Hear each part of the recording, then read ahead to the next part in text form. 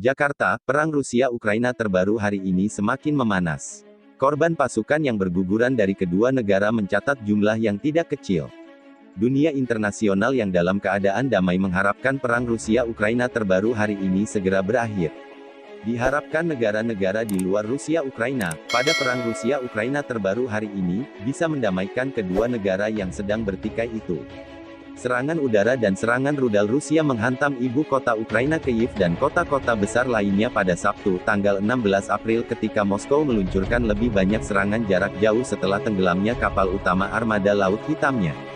Di pelabuhan Mariupol yang terkepung, tempat pertempuran terberat dalam perang dan bencana kemanusiaan terparah, pasukan Rusia mendesak kemajuan mereka, berharap untuk menebus kegagalan mereka merebut Kyiv dengan merebut hadiah besar pertama mereka dari perang. Situasinya sangat sulit di Mariupol, kata Presiden Volodymyr Zelensky kepada portal berita Ukrainska Pravda. Seperti dilansir desjabar.com dari laman straitstimes.com berjudul, Rusia hits Kyiv, Lviv and presses offensive in ruins of Mariupol.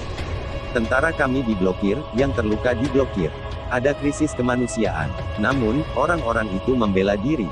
Moskow mengatakan pesawat tempurnya telah menyerang sebuah pabrik perbaikan tank di Kyiv. Sebuah ledakan terdengar dan asap terlihat di distrik Darnitsky Tenggara.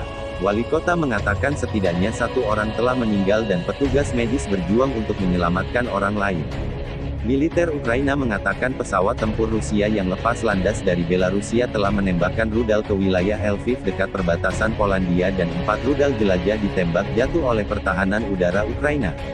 Kota barat sejauh ini relatif tidak terluka dalam konflik dan berfungsi sebagai surga bagi para pengungsi dan lembaga bantuan internasional.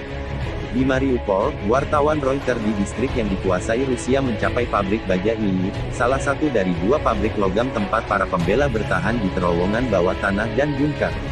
Moskow mengklaim telah menangkapnya pada hari Jumat. Pabrik itu direduksi menjadi reruntuhan baja bengkok dan beton yang dihancurkan, tanpa ada tanda-tanda pembela hadir.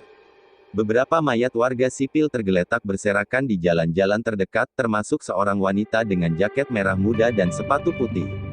Dalam tanda kehidupan yang langka, satu mobil merah melaju perlahan di jalan yang kosong, kata anak-anak tertulis di kartu yang ditempel di kaca depan.